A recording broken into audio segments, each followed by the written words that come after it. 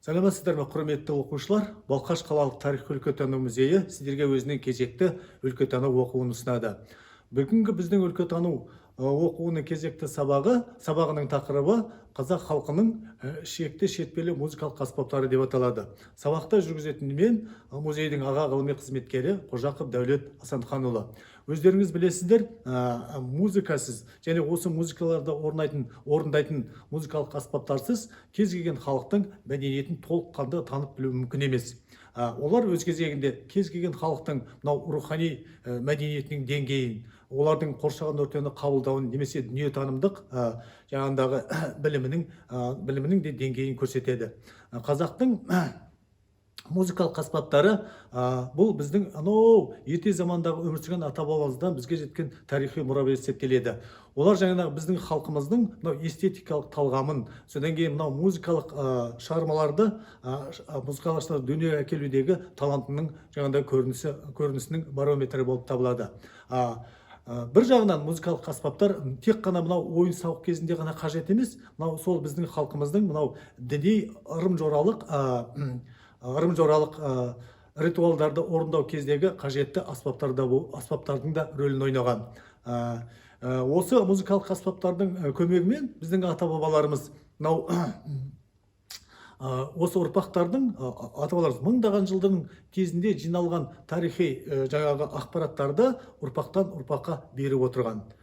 Содан кейін осы музыкалық аспаптар арқылы, музыкалық шығармалар арқылы біздің халқымыздың бойына этикалық, эстетикалық жаңағы нормаларды сіңіріп отырған. Енді домбыраның келесі өте бір өзекті бөлігі, ол әрине оның шегі. Қос шектен тұрады. Домбыра өзіңіз білесіздер, қос шектен тұрады. Ерте замандарда шекті негізінде қой мен ешкінің шегін кептіріп жасайтын болған. Қазіргі кезде осы жаңағындай осы қой мен ешкінің шегін кептіріп жасамайды. Қазіргі кезде осы шекті қарапайым осы балық аулайтын жаңағы лесканы осы шектің орнына пайдаланып жүр. Бұл шектің атқаратын жаңағындағы қызметі ең бастысы осы домбырадан шығатын жаңағы дыбыстың бәрі осы шекке байланысты. Және осы дыбыстардың қандай болуы, оның басындағы, мойнындағы пернелерге байланысты. Пернелердің атқаратын қызметі осы домбырадан шығатын музыкаларды, дыбыстарды жаңағыда реттеп отырады. Ал енді домбыраны жаңағы қайың мен қарағаштың, жиденің, қарағайдың тұтас бір жаңағындай дүбінен жаңағындай ойып алып жасайтын болған. Ал домбырада ойнаудың екі түрлі тәсілі бар. Ол біріншісі жаңағындай төкпе дейді, былай кетеді. Екіншісі шертпе. Осындай. Міне жаңағындай, бұл енді домбырадан шығатын, домбыра деген қазақтың жаны ғой. Қазақтың бүткіл тарихындағы басынан өткен оқиғаларын, оның жаңағындай эмоциялық күйлерін осы домбырадан шығатын музыкалық дыбыстар беріп отыратын болған.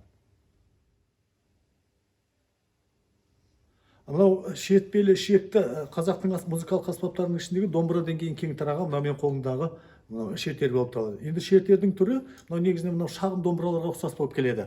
Бірақ жасалуы да соған кішкене аздап ұқсайды. Бұны ерте кезде жасаған кезде, бұның шанағын жалпы тұтастай, бұны жаңағы дымқыл ағаштан ойып алатында, соған жаңа формасын беріп, оның сыртын терімен қаптап, содан кейін оған жаңа жылқының құйрығынан ішектерін тартатын болған. Қазіргі кезде көздеріңіз қолып тұрсыңыздар, қазіргі кезде бұл жаңағындағы шертердің түрі жетілдірілген, менің қолымдағы жетілдірілген түрі. Бұл жерде жаңағындай қарасаңыздар, корпустарында барлығы да құрамалы түрде жасалған. Және шекте жаңағындай жылқының қылы емес, бұл жерде жаңағындай балық аулайтын леска жаңағы ілінген. Шертердің дауысы негізінде домбыраға қарағанда қаттырақ шығатын болған. Дауысы жіңішкелеу, бірақ өте қаттырақ шығатын болған. Қазақ халқының шертпелі шекті аспаптарының домбырамен шертерден кейінгі кең көлемде кездесетіні, ол әрине мен қолымдағы жетіген. Бұл жетігеннің сыртқы формасы осында әлемдегі көптеген халықтардың, оның ішінде әсіресе біздің көрші орыс халқының музыкалық аспабы гуслиге қатты ұқсайды. Ал енді бұл жетіген аспабының қазақ халқында пайда болу туралы ел астында кең тараған аңыз бар. Ол аңыз бойынша өзінің 7 ұлынан арланған әкесі сол жеті орнына жоқтап шығарған әрбір музыкалық шығарма, жаңа күйді шығарған сайын бір шектен қосып отырған екен дейді. Сонымен сөзіміз соңында айтарымыз, қазақ халқының музыкалық аспаптары біздің халқымыздың мынау лирикалық жан дүниесінің бір ерекшелігін көрсетеді. Және біздің халқымыздың музыкалық аспаптары өзінің мына сыртқы түрінен болсын, және өзіне шығаратын жаңағындағы дыбыстары болсын, әрқилы бірін-бірін қайталамайтын ерекше болып табылады. Осымен бүгінгі сабағымызды аяқтаймыз. Келесі кездескенше сау болыңыздар.